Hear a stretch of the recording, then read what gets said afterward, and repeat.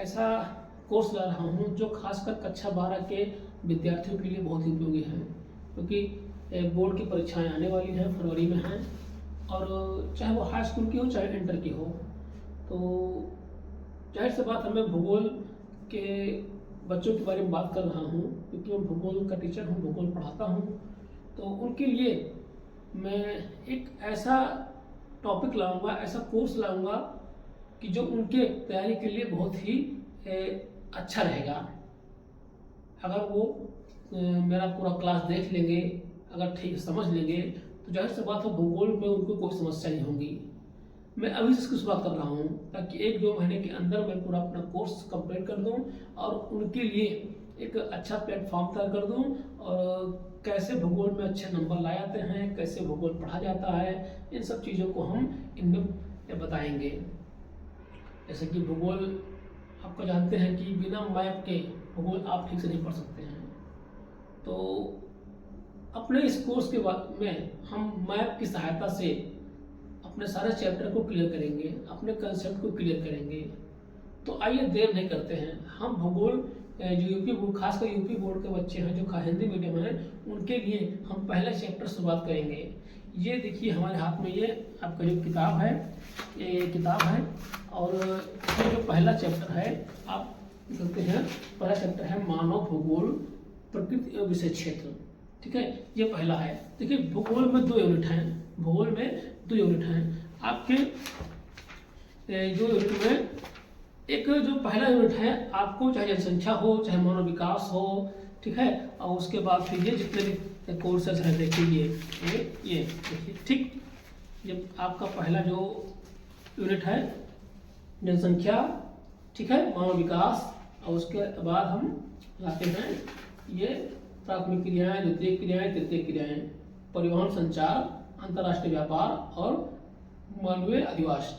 अब इसी को सेकंड जो आपका यूनिट है, पार्ट बी है, उसी को पढ़ेंगे, बस भारत के परिप्रेक्ष्य में पढ़ेंगे। तो जाहिर सी बात दोनों टॉपिक या दोनों जो यूनिट है वो बहुत ही इम्पोर्टेंट है, तो हम दोनों यूनिट को हम कवर करेंगे अपने इस टॉपिक में।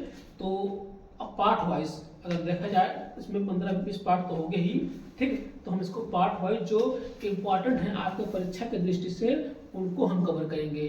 ठीक है, हम किताब से पढ़ लेंगे, हम जो इम्पोर्टेंट फैक्ट हैं, जो इम्पोर्टेंट हैं या कैसे आपको समझना है, हम उनको कवर करेंगे। हम अपने नोट्स के द्वारा आपको उनका जो कॉन्सेप्ट है वो क्लियर करेंगे। ठीक है, तो हम पहला पार्ट शुरू करते हैं। पहला पार्ट है ये मानव भूगोल के मूलभूत सिद्धांत। ठीक है, ये मानव भूगोल, ठीक है, की प्रकृति एवं विषय क्षेत्र। ठीक है, मानव भूगोल की प्रकृति एवं विषय क्षेत्र हम आपको दिखाते हैं। ठीक है, मानव भूगोल की प्रकृति एवं विषय क्षेत्र। ठीक है, मानव भूगोल की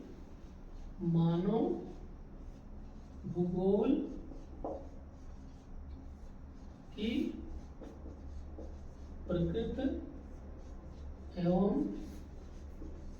विषय क्षेत्र। ठीक है, ये आपका पाठ का नाम है, टॉपिक है। ठीक है, नेचर ऑफ ह्यूमन ज्योग्राफी, ठीक है, एंड स्कोप। ठीक है, तो इसके बारे में हम अध्ययन करेंगे। देखिए पहले हम भूगोल के बारे में जानते हैं, भूगोल है क्या। तो भूगोल क्या है? भूगोल पृथ्वी सतह का एक ऐसा वैज्ञानिक विषय है, एक ऐसा वैज्ञानिक विषय है जिसमें पृथ्वी के भौतिक एवं मानवीय घटकों का अध्ययन स्थानिक और क्रमबद्ध दृष्टिकोण से करता है। यानी इसको जानने से पहले हम देखते हैं भूगोल क्या है। देखो भूगोल, भूगोल, ठीक है, हिंदी में वैसे क्या जो बोलते हैं ज्योग्राफी, जियोग्राफी, ठीक है, ज्योग्राफी। तो भूगोल 2 शब्दों से मिलकर बना है। भू धन गोल मतलब भूगोल, ठीक, ये तो क्लियर है, शब्द से पता लग रहा है। लेकिन ज्योग्राफी शब्द ये ग्रीक भाषा के 2 शब्दों से बना हुआ है, जियो धन ग्राफिया, ग्राफिया, एक ये जियो धन ग्राफिया। जियो का मतलब होता है पृथ्वी और ग्राफिया का मतलब होता है वर्णन। तो इस तरह अगर देखा जाए तो भूगोल का मतलब होता है पृथ्वी का वर्णन, ठीक है। तो पृथ्वी का वर्णन, ये सब तो एक छोटे स्तर की के बातें हैं, कक्षा 3, 4, 5, 6, 7, 8 के बच्चे को जानना चाहिए। फिलहाल मैंने कहा कि अगर हम पहला पार्ट शुरू कर रहे हैं तो हम इसको बताते चलें। तो भूगोल मतलब जियोग्राफिया, मतलब पृथ्वी का वर्णन करना है। एक तरह से पृथ्वी का वर्णन करना ही भूगोल का अध्ययन कहलाता है, ठीक है। तो अब हम कक्षा 12 में पढ़ रहे हैं। अब हम शुरू से बताएंगे नहीं कि हाँ भूगोल में क्या क्या अध्ययन करते हैं, ठीक है। तो सीधे अपने टॉपिक पे चलते हैं कि भूगोल क्या है। तो हम यहाँ पर देखते हैं कुछ परिभाषाएं हैं। मानव भूगोल, हम मानव के बारे में अध्ययन करते हैं। मतलब मानव भूगोल का अध्ययन जो है भूगोल प्रपंच में हम मानव के लिए करते हैं। जैसे इस टॉपिक में हमने कुछ बनाया है, देखिए। भूगोल मैंने बताया कि एक अध्ययन के रूप में भूगोल समाकलनात्मक एवं व्यवहारिक दृष्टिकोण वाला विषय है, ठीक है। और धरातल पर जितनी भी घटनाएं होती हैं इनको हम दो रूप में बांटते हैं, ठीक है। धरातल पर जितनी भी घटनाएं होती हैं इनको हम दो रूप में बांटते हैं। पहला है भौतिक तत्व और दूसरा मानव तत्व, मानव भूगोल है, ठीक है। मानव, भौतिक और मानव। भौतिक का मतलब होता है जो प्राकृतिक चीजें होती हैं, जैसे पर्वत, पठार, मैदान, ठीक है, प्रकृति, वनस्पति, सागर, महासागर, जीव, ये सब क्या होते हैं, ये भौतिक चीजों के अंतर्गत आते हैं, फिजिकल, ठीक है। इस तरह से फिजिकल ज्योग्राफी बना हुआ है। भौतिक भूगोल मतलब फिजिकल ज्योग्राफी, इसी नाम से बना हुआ है। तो भौतिक चीजों में हम प्रकृति के, जैसे बताया मैंने, पर्वत, पठार, मैदान, वनस्पतियां आदि का अध्ययन करते हैं। क्लियर। तो आपको दिखाते हैं, ये देखिए, ये आपका ये भौतिक तत्वों में क्या करते हैं, इसको थोड़ा मिटा के बताते हैं। भौतिक तत्वों में, ठीक है, ये भौतिक तत्वों में देखिए, भौतिक तत्व क्या होते हैं।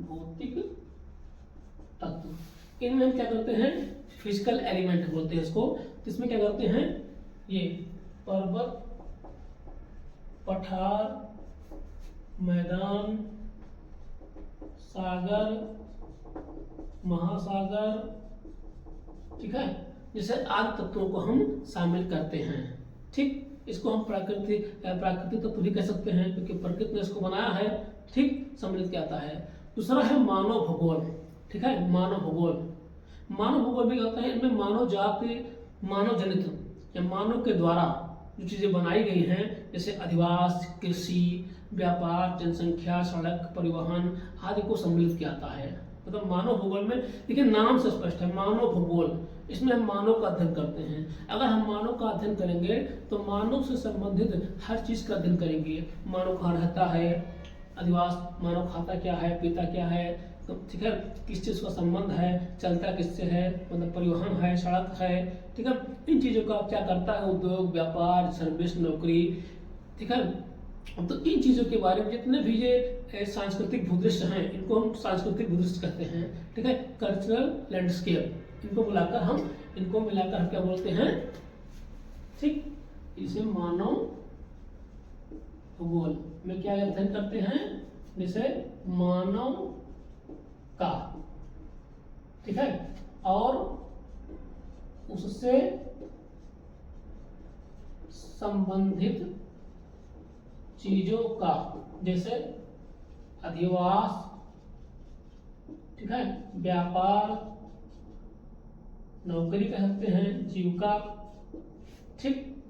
तो अधिवास हो गया, व्यापार हो गया, नौकरी हो गया, परिवहन हो गया, परिवहन या फिर जितनी भी चीजें मनुष्य संबंधित होती हैं उन चीजों का अध्ययन हम मानव भूगोल के अंतर्गत करते हैं, ठीक है। मानव इस्तेमाल करता है, वो अपना विवेक इस्तेमाल करता है, और मानव भूगोल मतलब यही इन चीजों का अध्ययन जहाँ पर करते हैं उसे हम मानव भूगोल कहते हैं। मानव और उससे संबंधित चीजों का जहाँ अध्ययन करते हैं उसे हम मानव भूगोल कहते हैं, आसान सी भाषा में। अब यहाँ पर दो चीजें हैं, एक भौतिक तत्व जो प्रकृति ने बनाया है और एक मानव भूगोल। तो हम यहाँ पर मानव भूगोल का अध्ययन कर रहे हैं। तो मानव भूगोल एक्चुअली में है क्या, अब इसका अध्ययन करेंगे, ठीक।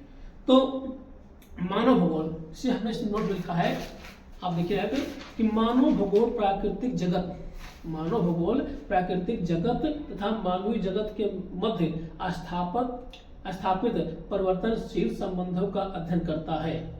ठीक है, इसमें साफ लिखा हुआ है मानव भूगोल प्रकृति जगत तथा मानवीय जगत के मध्य, मतलब प्रकृति और मानव के मध्य जो संबंध है उसका जो अध्ययन है वो मानव भूगोल के अंतर्गत करता है, क्योंकि मनुष्य ही इन चीजों का अध्ययन करता है, मतलब यूज करता है, अध्ययन इस्तेमाल भी करता है।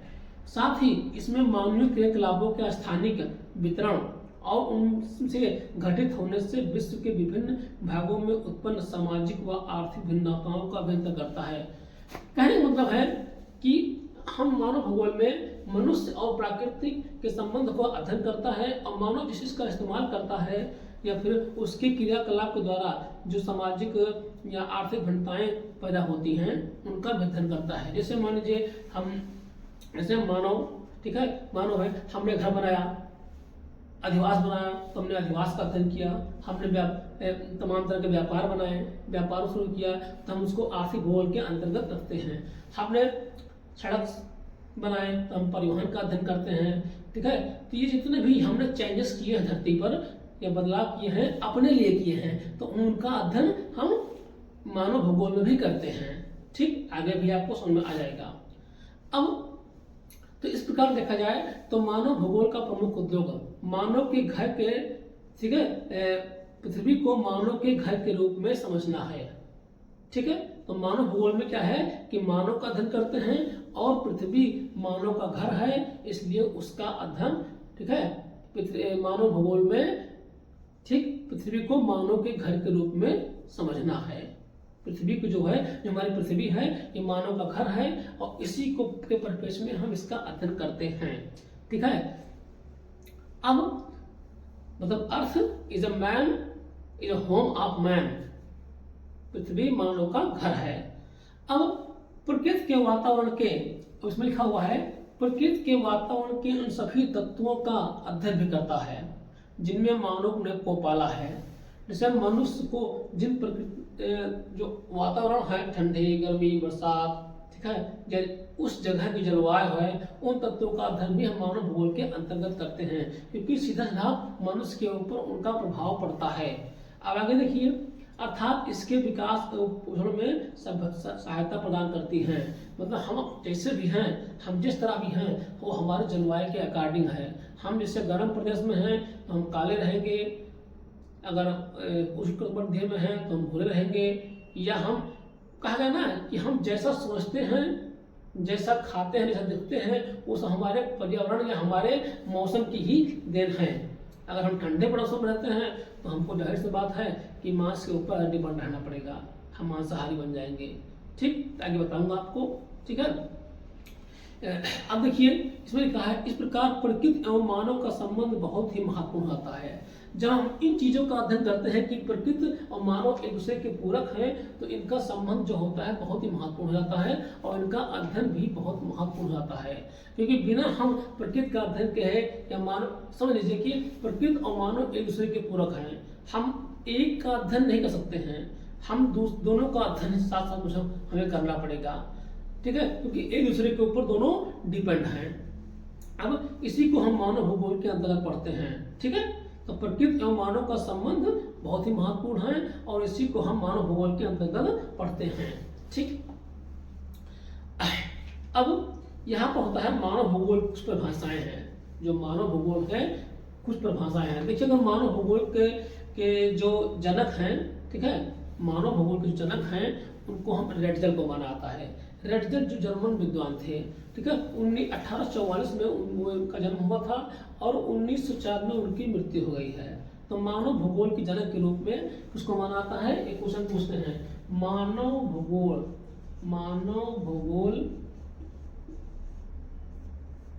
के जनक कौन से हैं? ये रेटजल हैं। कौन से हैं? ये रेटजल महोदय हैं। ठीक है, ये कहाँ के हैं? ये जर्मनी के हैं। ठीक है, फ्रेडरिक रेटजल, इनका पूरा नाम है फ्रेडरिक रेटजल। रेटजल है फ्रेडरिक ये रेटजल इनका पूरा नाम है। तो क्वेश्चन कभी कभी आता है, काफी हद तक आता है कि मानव भूगोल के जनक कौन है, तो वो फ्रेडरिक रेडजल हैं। उन्होंने एक पुस्तक लिखी थी, उसका नाम कौन सा है, एंथ्रोपोलॉजी एंथ्रोपोज्योग्राफी,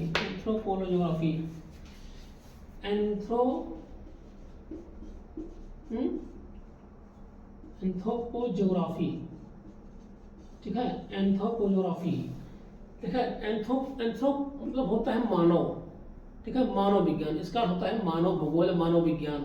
एंथ्रोपोज्योग्राफी में उन्होंने सर्वप्रथम मानव और प्रकृति के अध्ययन को महत्वपूर्ण, ठीक है, बिंदु माना था। मतलब कि मानव भूगोल के जनक हैं, उनका नाम रेडजल है। उन्होंने अपनी एक पुस्तक लिखी एंथ्रोपोज्योग्राफी, ठीक है, मानव विज्ञान, इसका बनता है मानव विज्ञान, ठीक है, मानव भूगोल। और उनमें इन्होंने क्या हुआ, मानव और प्रकृति, ठीक है, मानव और प्रकृति के अध्ययन को महत्वपूर्ण बिंदु दिया। मतलब पहली बार इन्होंने कहा था कि मानव और प्रकृति को, ठीक है, एक साथ आना चाहिए और उनका दोनों का एक घनिष्ठ संबंध है। और अपनी एक पुस्तक लिखी इसी के ऊपर, मानव भूगोल के जनक जो थे रेडजल, उन्होंने एक पुस्तक लिखी एंथ्रोपोज्योग्राफी, और उसमें मानव और प्रकृति के संबंधों को एक महत्वपूर्ण स्थान दिया, ठीक है। और इनको ही मतलब इन दोनों को ही महत्व दिया, मनुष्य और पर्यावरण को। तो इस तरह से कुछ परिभाषाएं हैं। जैसे रेडजल महोदय ने कहा था कि मानव भूगोल के दृश्य सर्वत्र वातावरण से संबंधित हैं। बहुत गौर करने वाली बात है, मानव भूगोल के दृश्य सर्वत्र वातावरण से संबंधित हैं, जो कि भौतिक दशाओं का योग है। इसमें ये देखिए एक शब्द है मानव भूगोल के दृश्य, जो मानव ने सब कुछ बनाए हुए हैं, ठीक है, वो वातावरण से संबंधित हैं। जैसे अब देखिए कॉमन सी बात है, जैसे हम उष्णकटिबंधीय प्रदेशों में रहते हैं, ठीक है, रहते हैं। अब देखिए लगाते हैं पानी ताकि ये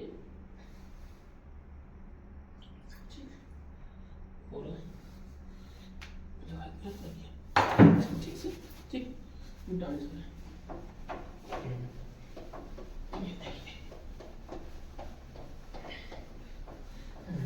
ठीक। अब देखिए यहाँ पर गौर करिए, इन्होंने कहा था मानव भूगोल के जो दृश्य हैं, जो मानव भूगोल के दृश्य हैं, वो वातावरण से संबंधित हैं, संबंध है। तो इसे मान लीजिए ये पृथ्वी है,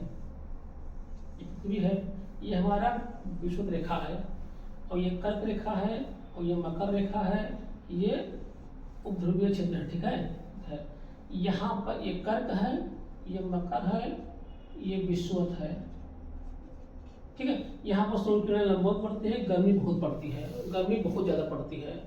अब यहाँ के लोग जो होते हैं, इसमें यहाँ ठंडी होती नहीं है, यहाँ के लोग कपड़े कम पहनते हैं। इसे कहने मतलब अगर वो कपड़े कम पहनते हैं तो क्यों पहनते हैं, क्योंकि उनका वातावरण उनको अलाउ करता है कि आप कपड़े कम पहनिए। अगर वो ज्यादा कपड़े पहनेंगे, स्वेटर पहन लेंगे या फिर कोट पहन लेंगे, तो उनको गर्मी लगेगी, ठीक है, गर्मी लगेगी, ठीक। इसीलिए वो एक बताओ है, जहाँ पर सूर्य किरणें ज्यादा पड़ती हैं, वहाँ के लोग काले भी होते हैं, ठीक। तो वहाँ देखिए यहाँ का जो वातावरण है ये गर्म है, इससे क्या क्या फर्क पड़ा, लोग काले हैं, ठीक है, अंधविश्वास का, ठीक है, और उनका खान पान भी अलग है, ठीक, विकास भी नहीं हुआ है, डेली पानी बरसता, वहाँ पर जंगल ही जंगल बहुत हैं, ठीक है, और इनके जो रहन सहन है, खान पान है, बस सब पे इनका वातावरण का प्रभाव पड़ा है, ठीक है। अब यही चीज हम चले आते हैं अपने कर्क और मकर पे आते हैं।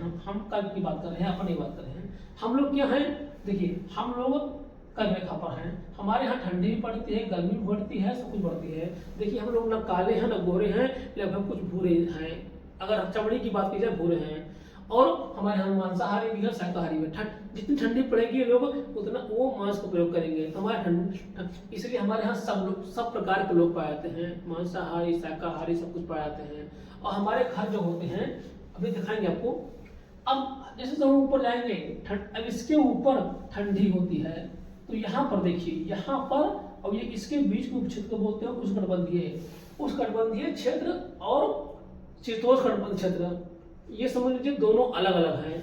यहाँ के लोग गोरे होते हैं, ठीक है, हमारे यहाँ के लोग सांवले और काले होते हैं, सांवले और काले होते हैं। अगर हम रंग रूप की बात की जाए, यहाँ के लोग मांसाहारी होते हैं टोटल, क्योंकि यहाँ का जो मौसम है अलाउ नहीं करता है शाकाहारी के लिए, मांस खाना पड़ेगा, क्योंकि यहाँ पर खेती लायक जमीन भी ठीक से नहीं होती है, ठीक है, यहाँ कुछ मिल जाते हैं लेकिन ऊपर नहीं मिलती है, तो मांसाहारी आप उनके ट्रेडिशन में, उनके वातावरण में समझ लीजिए उनके लिए वो बन गया है, उनकी संस्कृति में आ गया है। हम लोग हैं मांसाहारी भी होते हैं, शाकाहारी भी होते हो, ठीक है। अब वहाँ के जो घर होते हैं, वहाँ के टॉप होते हैं ऐसे बनते हैं, वहाँ की छतें होती हैं जो इस तरह से बनती हैं, इस तरह से बनती हैं। क्यों? क्योंकि वहाँ पर बर्फबारी होती है और इससे क्या होता है, बर्फ गिर जाता है नीचे। हमारे छत होते हैं, हमारे घर के एकदम होते हैं फ्लैट, क्योंकि हमारे यहाँ बर्फबारी नहीं होती है। तो कहने का मतलब यही बताया गया है, ठीक है। जैसे हमने भी स्वेटर जैकेट पहन रखा है इस मौसम में, दिसंबर का मौसम है, क्योंकि प्रकृति या वातावरण हमको अलाउ नहीं कर रहा है। ठंडी का मौसम है तो हमने क्या किया, हमने जैकेट पहन लिया। अभी अप्रैल मई में हम इसको बर्दाश्त नहीं कर पाएंगे, हम इसको नहीं पहनेंगे, क्योंकि उस तरह वहाँ का मौसम हमको अलाउ नहीं करेगा, ठीक है, एक गर्मी पड़ने लगेगी। तो इस तरह से इसमें कहा गया है मानव भूगोल के दृश्य सर्वत्र वातावरण संबंध होते हैं, मतलब वातावरण के अनुसार ही हर चीज तय होता है। मानव की सब चीज वातावरण के अनुसार तय होते हैं, जो कि भौतिक दशाओं का योग है, ठीक। अब एक विद्वान थी कुमारी संकुल, वो रणजन की शिष्या थी, ठीक है। उन्होंने क्या कहा, वो तो घोर नियत वाली थी, ठीक है। इसमें कहा गया है कि अगर प्रकृति का सीधा से इन लोगों का कहने का मतलब है कि प्रकृति ही सब कुछ है, और जहां प्रकृति को सब कुछ माना जाता है उसे कहते हैं नियतवाद। क्योंकि हमने सोचा ना गांव में कहते हैं जो नियति को मंजूर है, भगवान को मंजूर है, चाहे प्रकृति को हो, जो वही होगा। तो हम पर्यावरण के अनुसार चल रहे हैं, वही हमारी मालिक है और वही हमारा तय करती है कि हमें क्या खाना है, क्या पीना है, क्या रहना है, कैसे करना है। वही हमारा स्ट्रक्चर, ढांचा, हमको रहन सहन सब कुछ तय करती है। अब देखिए कुमारी संकुल ने क्या कहा, ठीक है। कुमारी संकुल ने कहा कि मनुष्य मानव भूगोल क्रियाशील मानव तथा अस्थायी पृथ्वी के परिवर्तनशील संबंधों का अध्ययन है। यहाँ पर वही बात आई कि मानव भूगोल जो होता है वो मानव और पर्यावरण के बीच का अध्ययन है। यहाँ पर भी पर्यावरण की बात की गई है, पर्यावरण से हमें कम साथ रहना पड़ेगा, ठीक है, पर्यावरण हमारे ऊपर प्रभाव पड़ता है। अब आगे एक बिलास महोदय हैं, विडाल डी लाप्लास, ठीक है, उन्होंने फ्रांस में जो है भूगोल, मानव भूगोल के वो संस्थापक हैं। विडाल डी लाप्लास हैं, विडाल डी लाप्लास,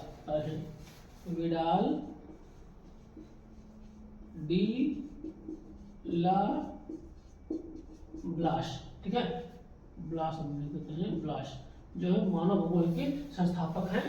कहाँ पर? फ्रांस में, ठीक है, मानव भूगोल के संस्थापक हैं, ठीक है। तो उन्होंने क्या कहा था कि मानव जात तथा मानव समाज का विकास वहाँ के प्राकृतिक नियमों के अनुरूप ही होता है, ठीक है। मतलब जो मानव विकास है, मानव का जात है, हमने बताया ना जिस तरह से हम रह रहे हैं, जिस तरह से हम सब कुछ, हमारा पहनावा, खाना पीना, सोच सब कुछ है, वो वातावरण के ऊपर है, डिपेंड करता है। इनका कहने का मतलब ये है। अब देखिए इस प्रकार हमें इस बात का ज्ञान होना चाहिए, ठीक है, होना चाहिए कि एक विषय के रूप में भूगोल, ठीक है, भूगोल का महत्वपूर्ण संबंध भूगोल को मानव ग्रह के रूप में समझना है। मतलब मानव भूगोल में क्या है कि भूगोल को हमें क्या होता है, मानव ग्रह के रूप में, भूगोल का महत्वपूर्ण क्या है कि भूगोल को मानव ग्रह के रूप में, या भूगोल में हमें मानव का अध्ययन ही महत्वपूर्ण है, ठीक है। अब क्या है, यानी भौगोलिक अध्ययनों में प्रकृति तथा मानव दोनों का अध्ययन सम्मिलित करना होगा। कहने का मतलब है भूगोल में हम बिना प्रकृति और मानव के अध्ययन, ठीक है, आगे नहीं बढ़ सकते हैं। दोनों का हमें प्रकृति का और मानव का अध्ययन करना पड़ेगा। जाहिर सी बात है, अगर हम प्रकृति को छोड़ देंगे तो मानव को कोई अस्तित्व नहीं है, ठीक है, दोनों एक दूसरे के पूर्वक हैं, ठीक। अब ऐसे ही चलता रहा, ठीक। ठीक है। लेकिन क्या हुआ, हम्बोल्ट और रिटर, जर्मनी में हम्बोल्ट थे, ठीक है, और रिटर थे, एक महान विद्वान थे। उनकी मृत्यु 1868 में हो गई। अब उनकी मृत्यु के बाद भूगोल वेत्ता दो विचारों में बढ़ गए। उनकी मृत्यु के बाद भूगोल वेत्ता जो होते दो विचारों में बढ़ गए। कौन कौन से विचार बढ़ गए? प्रथम वर्ग जो था वो बता रहे हैं आपको,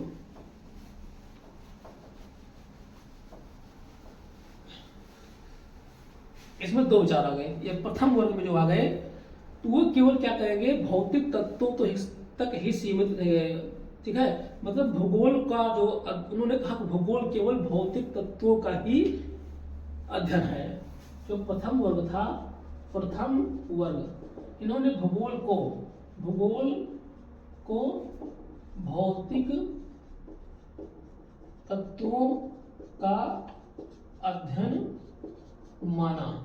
मतलब उन्होंने कहा कि भूगोल में केवल भौतिक तत्वों का अध्ययन किया जाता है, भूगोल में मानव का कुछ नहीं प्रभाव है, मानव से कोई मतलब नहीं है। भूगोल में केवल हम पर्वत, पठार, मैदान, पहाड़, मतलब पृथ्वी का अध्ययन करते हैं, वहाँ के निवासियों का अध्ययन नहीं करते हैं।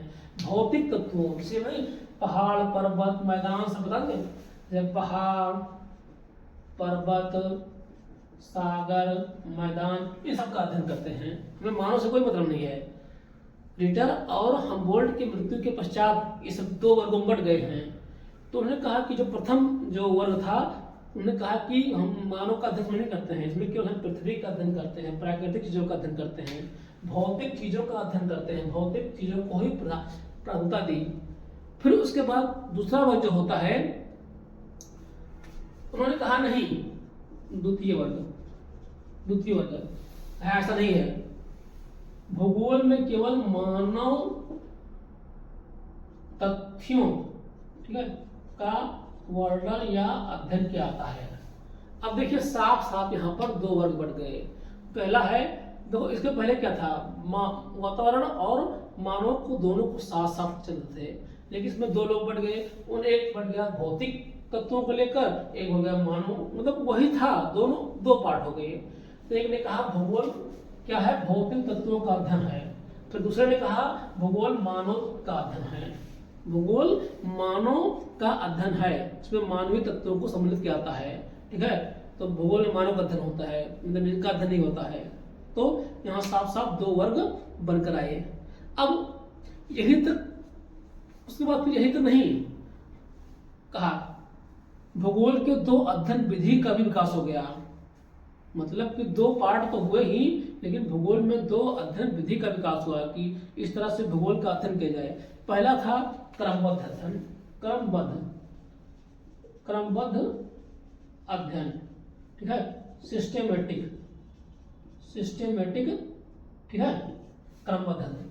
अब दूसरा बन गया है जो है, ये हो गया तुम्हारा प्रादेशिक विधि,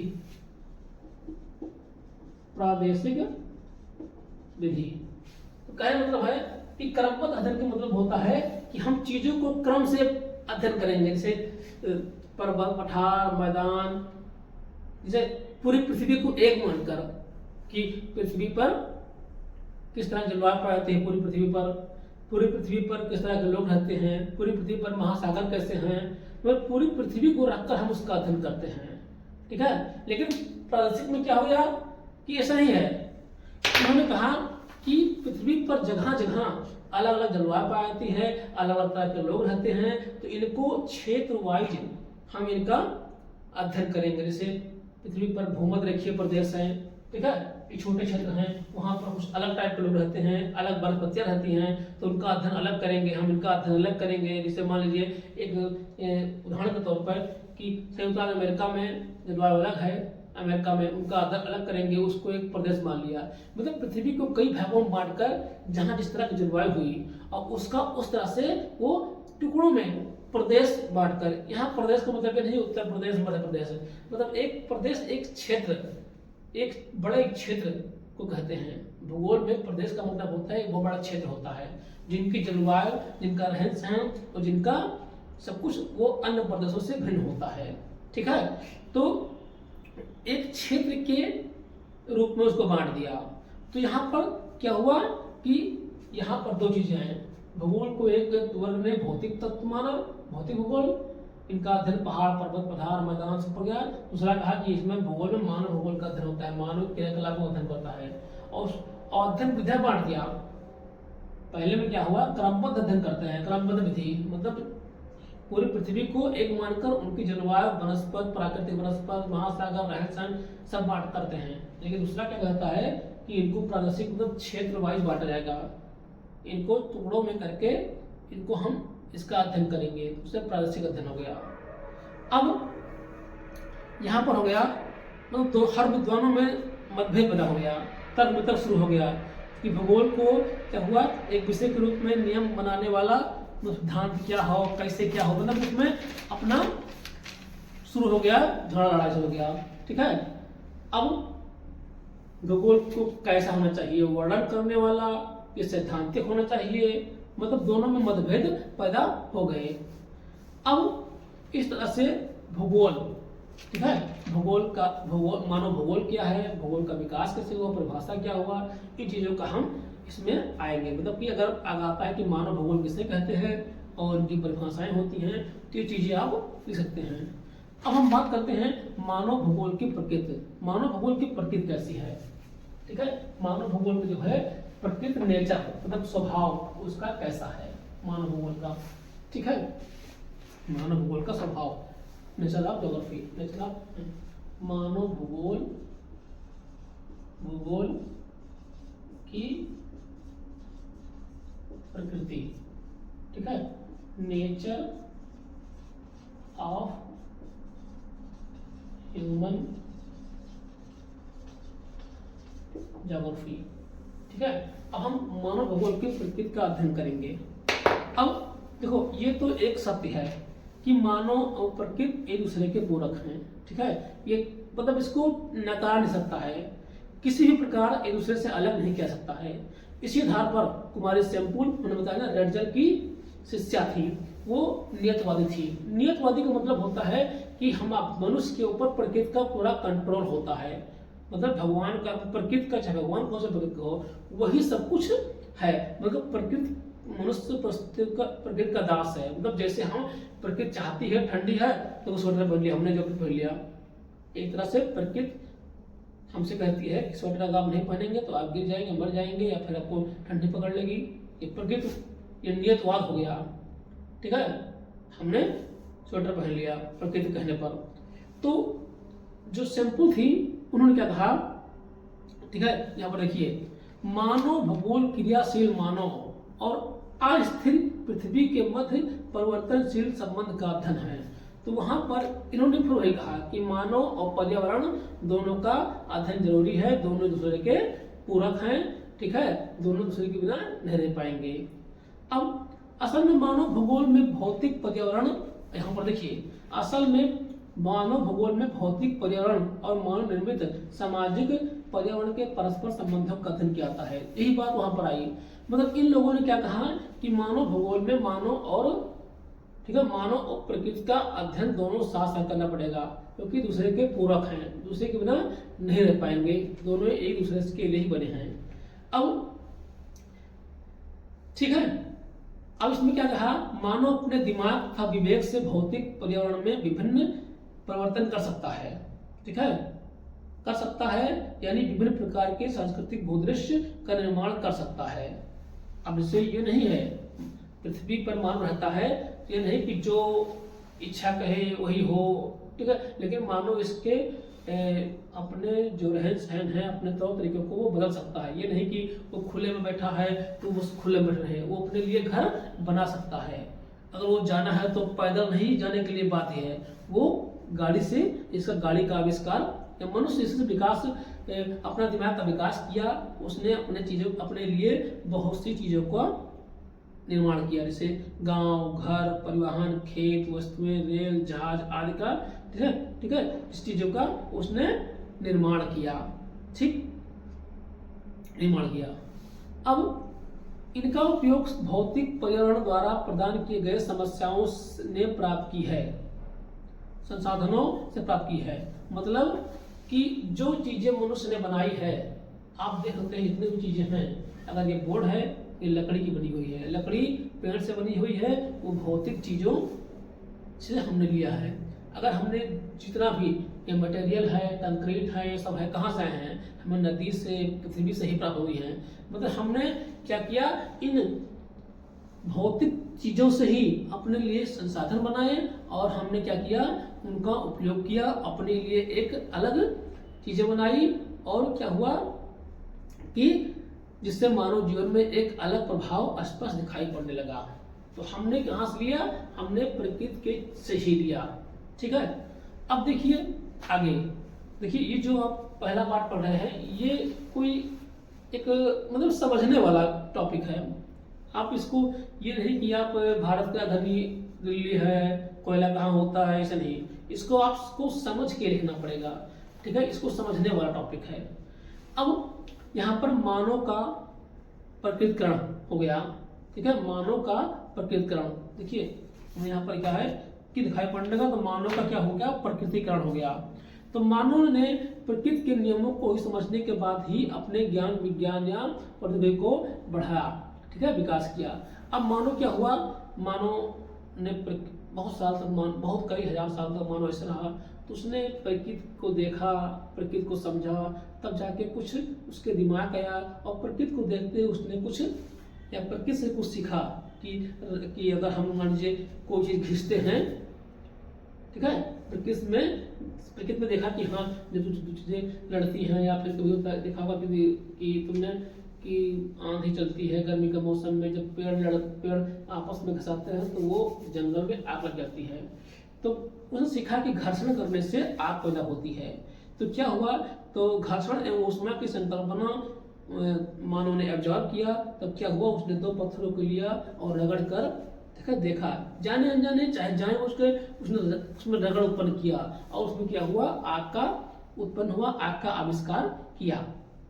ठीक है, अब वायु उन्होंने वायु को देखा, उससे उन्होंने डेवलप करके अपना विकास करके उन्हें जहाज या वायुयान की खोज की। जैसे से कहने का मतलब होता है मनुष्य ने इन प्रकृति से ही सब कुछ सीखा।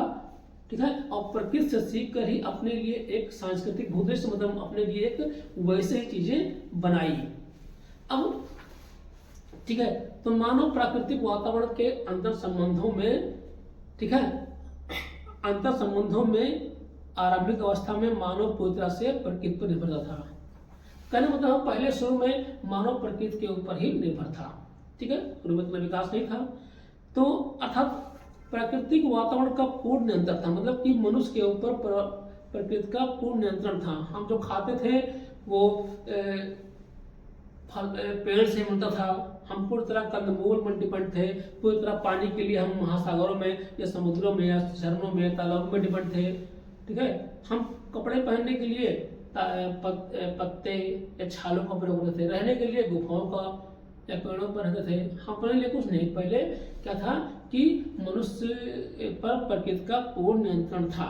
ठीक है, अब इसमें है जिससे प्राकृतिक शक्तियों को, अब इससे क्या हुआ कि अगर प्रकृति का पूर्ण नियंत्रण था तो इससे क्या हुआ, प्रकृति को हम भगवान मानने लगे, प्रकृति को हम भगवान मानने लगे, शक्तिशाली मानने लगे और हम इसको पूजने लगे।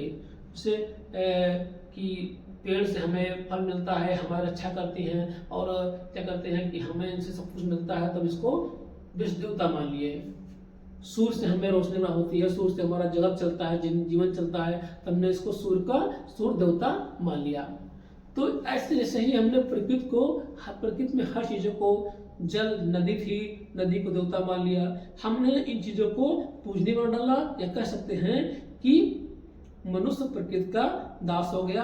अगर मान लीजिए आंधी आती है, चक्रवात आता है, तो जोड़ते हैं कि प्रकृति गुस्सा हो गई है।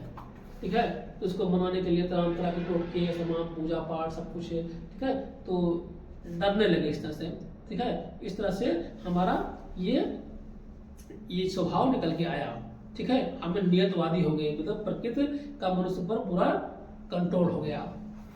अब इसे देख लीजिए, आज बहुत जनजातियां हैं जो जंगलों से आज के ज़माने में कि हम लोगों से बहुत दूर रहती हैं, और वो बहुत जनजातियों का तो अभी अब तक हमारे दुनिया से कोई संबंध नहीं हुआ है, आधुनिक दुनिया से।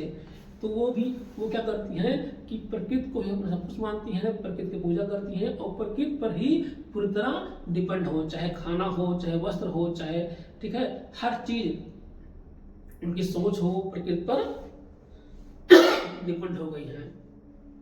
ठीक, तो क्या हुआ, तो निकल क्या है कि जब हम प्रकृति के ऊपर पूरी तरह डिपेंड होते हैं तो हम उसे कहते हैं नियतवादी या निश्चयवादी कहते हैं। जैसे ठंडी का मौसम है, हमारे पास आविष्कार नहीं था, हम लोग ने दिमाग मतलब कि इतना आविष्कार नहीं किया था, तो हम ठंडी में रहने के लिए मजबूर हैं। अगर बरसात होती है, हम भीग रहे हैं, हमारे पास कुछ नहीं है, हमने तमाम आविष्कार नहीं किए, तो हम बरसात में भीगने के लिए मजबूर हैं। तो मतलब नियतवादी, जो नियत कहती है, जो वातावरण कहता है, उसको हमें झेलना पड़ेगा, इसे कहते हैं नियतवाद कहते हैं। अब जो जर्मन विद्वान थे, मतलब इसको कहा क्या, इसको नियतवाद कहा गया, नियतवाद कहा। जो जर्मनी के विद्वान थे, इनको इसी शब्द को निश्चयवाद कहा गया, इन्होंने निश्चयवाद कहा। ठीक है, दोनों एक ही है, निश्चयवाद नियतवाद दोनों एक ही है। ठीक है, जर्मन वालों ने इसको निश्चयवाद कहा और लोगों ने इसको नियतवाद किया। तो इसी पर जो कुमारी सैमपुल थे, विद्वान थी, वो बोल पड़ी, उन्होंने कहा कि मनुष्य पृथ्वी तल की उपज है, मतलब मनुष्य पृथ्वी की उपज है। सही भी है, मनुष्य जो होता है पृथ्वी की ही संतान है, पृथ्वी की संतान है। इसमें आगे देखिए बहुत इंटरेस्टिंग है, कहा गया है, कुमारी सैमपुल ने कहा मनुष्य पृथ्वी का शिशु मात्र नहीं है, मतलब बच्चा ही नहीं है, उसकी मनुष्य पृथ्वी का शिशु मात्र ही नहीं है, पृथ्वी ने उसको माँ की तरह पाला है, सिखाया है, कार्य करने के दिया है, उसके विचारों को पैदा किया है, समस्याएं पैदा की हैं, तो उसका समाधान भी पैदा किया है, जिससे उसकी बुद्धि और शरीर दोनों मजबूत हो। मतलब मनुष्य, जैसे हमने ऐसे पड़े थे, कच्चा मांस खाते थे, फिर उसके बाद देखते देखते कहीं पर कुछ हुआ होगा ऐसा कि हाँ घर्षण हुआ होगा, आग, या फिर कुछ इस तरह से कुछ दो चीजें लड़े होंगी, तो पत्थर वगैरह, तो उससे आग उत्पन्न हुई होगी, तो मनुष्य ने देखा होगा, तो उसके बाद पत्थर उठाया होगा, लड़ाया होगा, तो आग पैदा हो गई होगी। तो मनुष्य ने पैदा किया, हमारे पास समस्याएं पैदा की, ठीक है, और हमसे उसी ने, पृथ्वी ने ही हमें उसका समाधान दिया। इसलिए उन्होंने कहा है कि कुमारी सैमपुल ने कहा है कि मनुष्य पृथ्वी का शिशु है, पृथ्वी का बच्चा है, हम उसकी संतान हैं। सही भी है। अब देखा जाए, इस प्रकार प्रकृति मानव के मस्तिष्क विचारों को भी आत्मा भी है, मतलब प्रकृति जो होते हैं मानव के विचारों में घुस चुकी है। मनुष्य जो करता है वो प्रकृति के अनुसार ही करता है। अगर हम बताया ना, गोरे हैं, काले हैं, क्या सोचते हैं, क्या खाते हैं, क्या पीते हैं, वो सब क्या होता है, हम अपने पर्यावरण के अनुसार ही करते हैं। अब यहाँ तक फैक्ट है कि मनुष्य के विचार, मनुष्य का हर क्रियाकलाप वो प्रकृति द्वारा निर्धारित होती है। तो इसको क्या बोलते हैं, नियतवाद या निश्चयवाद बोलते हैं। ठीक, अब यहाँ पर बताया हमने मानव का प्रकृतिकरण, मतलब मानव का प्रकृतिकरण, मतलब हम नियतवादी हो गए, मानव प्रकृति के आगे एकदम से नतमस्तक हो गया, उसके अंदर समाहित हो गया। अब दूसरा निकलता है प्रकृति का मानवीकरण, मतलब अभी तक हमने मानव को प्रकृति में ला दिया, मतलब प्रकृति के आगे नतमस्तक कर दिया। अब यहाँ पर है दूसरा वर्ग कहता है नहीं, प्रकृति का मानवीकरण किया जाए, मतलब प्रकृति को मानव के आगे झुका दिया जाए। ऐसा नहीं है कि प्रकृति ही सब कुछ है, मानव भी है। अब मानव मतलब उल्टा कर दिया। इसमें क्या कहा गया कि समय के साथ साथ मनुष्य ने प्रकृति को भली भांति समझने लगा, ठीक है, उसी के साथ साथ मनुष्य अपना विकास भी करता रहा। ठीक है, सही बात है कि मनुष्य मान लीजिए चल रहा है पैदल, वो कब तक चलेगा पैदल, तो उसने अपने दिमाग का विकास किया, तो उसने बैलगाड़ी का आविष्कार किया, मोटर गाड़ी का आविष्कार किया, तो उसने एक संभावना पैदा किया विकास की। ठीक है, उसने विकास की संभावना पैदा किया। वो प्रकृति के ऊपर डिपेंड नहीं है कि हम प्रकृति चाहे, अगर मान लीजिए पानी बरसता है तो हम छाता का इस्तेमाल करते हैं, चाहे इतना पानी बरसे। अब यह नहीं कि प्रकृति चाहती है कि हम भीगो। मनुष्य ने अपने बुद्धि और ज्ञान के बल पे एक छाते का आविष्कार कर लिया और अपने लिए छत का आविष्कार कर लिया कि हम भीगेंगे नहीं। प्रकृति चाहती है भीगे, लेकिन हम भीगेंगे नहीं। हम प्रकृति से ही सीखे, हम लोग सीखा हमने, मतलब हम प्रकृति पर पूरी तरह डिपेंड नहीं है।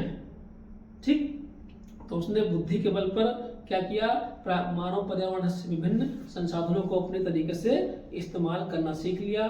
इससे क्या हुआ, अनेक संभावनाओं ने जन्म लिया और इसी को कहते हैं प्रकृति का मानवीकरण, मतलब प्रकृति को मानव के आगे, ठीक है, मानव ज्ञान के आगे झुका दिया। और इसी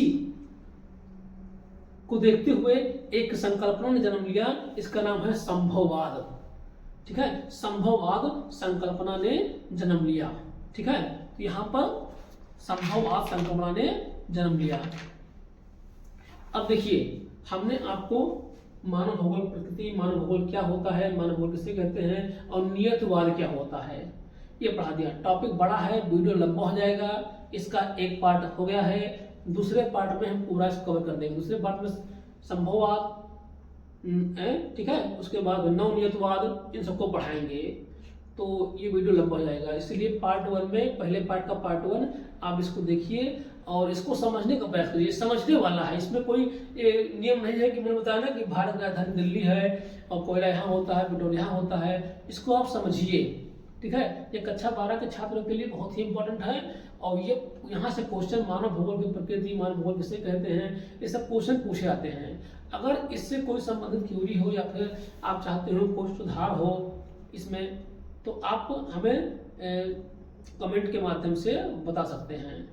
ठीक है, तो इस तरह से आप इस पार्ट को देखिए और जो भी कमेंट हो, जो भी आपको सुझाव हो वो दीजिए और परीक्षा में इन चीज़ों से हमारे जो वीडियो है उनसे कुछ सीख कर, उनको देख कर आप परीक्षा में अच्छे अंक प्राप्त करिए। और इसका जो अगला पार्ट है वो एक दिन में हम डाल देंगे। इस तरह से हम आपको सारे कोर्सेज कराएंगे, पूरे जो कोर्स है इंटर के हम आपको पढ़ाएंगे। ठीक है, धन्यवाद।